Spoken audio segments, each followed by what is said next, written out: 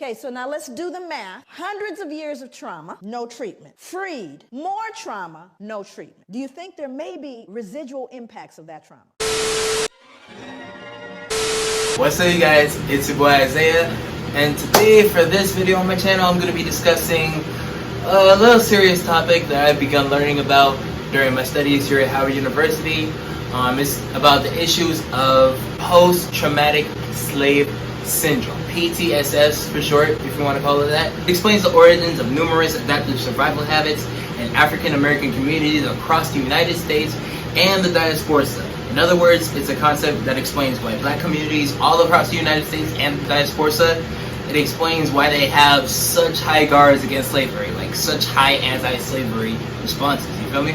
It's a term created by Dr. J. Leary. It comes from PTSD, post-traumatic stress disorder. It can include like feelings of a less than future, exaggerated startle response, difficulty falling or staying asleep, include bursts of rage. One thing that Dr. Leary explained in her video, when we deal with chattel slavery, deals with lifetimes of trauma, like generations of trauma. It's how it gets passed on from generation to generation. So if you watch the video, it kind of shows how she used like examples of the Holocaust, Japanese internment, Australian Aboriginal peoples, to show how trauma can be passed through generations. As I just said for chattel slavery, we also know about those historical times when slavery and racism were basically newer issues that were a problem for our society. The 13th, 14th, and 15th Amendments, they all played a role in ending slavery. As you all know, we still see racism happening all over the world. It's sad but true. These events is exactly what leads to PTSS,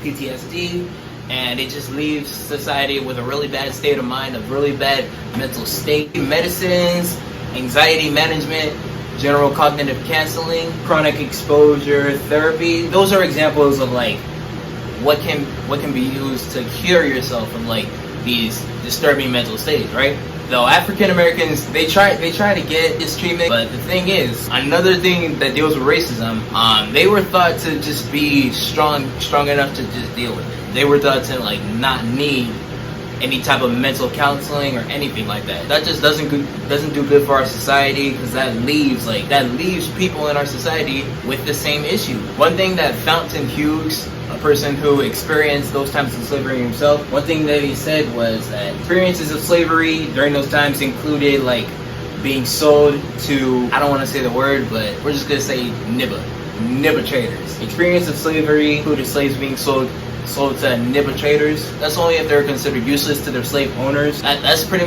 much one of the ways they earned money back in the day, off of slavery. And that's another thing that just leads to PTSD, PTSS, and it's just not okay. Events today that include racism, include like the murderers of George Floyd, Breonna Taylor, Trayvon Martin. With this knowledge of like everything that happened in the past and like how it all leads up to today, we all know that it's pretty much very difficult to recover from PTSD after going through traumatizing experiences or having it passed on through generations, like a certain mindset. Basically, it's how it gets passed on, the states of mind. Like even for people that don't experience it, people that have experienced some of it, they pass it on to their newer generation. That's how it spread. But that's why these things, slavery and racism, those current events, they need to stop. They need to put up to a permanent conclusion. One thing that Dr. Leary mentioned, she said that because there's poison in the cookies. And the only way to get the poison out of the cookies is not someone from the outside looking in, but those who are living in this to be able to look at themselves and assess it with a level of dignity,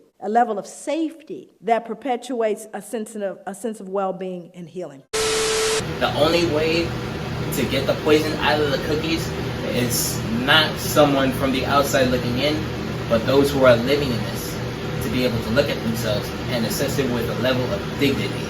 She also describes this by saying a level of safety that perpetuates a sense of well-being and healing, one way to recover from all this. With that quote, she basically she emphasizes that regardless of how others see or assess an individual based on tiny characteristics such as like skin color, they must still establish themselves with their dignity and self-worth. So basically, you just have to know your worth. There also needs to be those societal changes that puts an end to all that.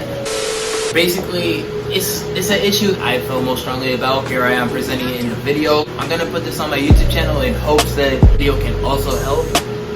So yeah.